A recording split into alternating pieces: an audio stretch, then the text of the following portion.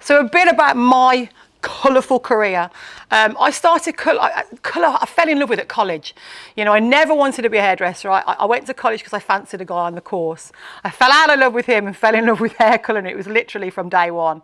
And then I was really lucky to meet the most incredible hairdresser who I worked with for 17 years. It was Umberto Giannini, and he took me right the way through this industry of amazingness, where I became, you know, I had to stand on my own 2 feet. He was a brilliant, brilliant cutter. So my colour I had to raise my game.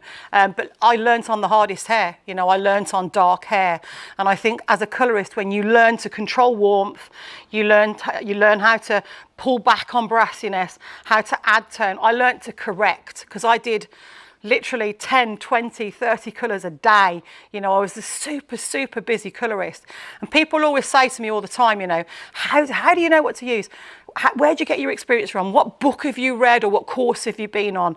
Honestly, I say every time, it's not about that. It's because I've literally done hundreds and hundreds and thousands of heads of hair, and I still work 5 days a week on the salon floor. So for me, it keeps me in tune with the client. It makes me understand, you know, I'm a busy mom. I've got 2 children and I've got coloured hair, so I kind of know what we need.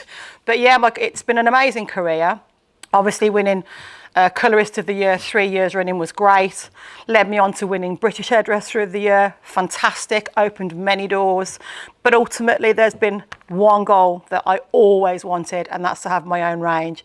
You know, we started off with Hair Boss as a skincare range for hair, but I have always wanted my own colour range. So to start with these now, tiptoeing into the colour world, the consumer colour world, is really now where the Hair Bosses and Lisa Shepherd's heart is.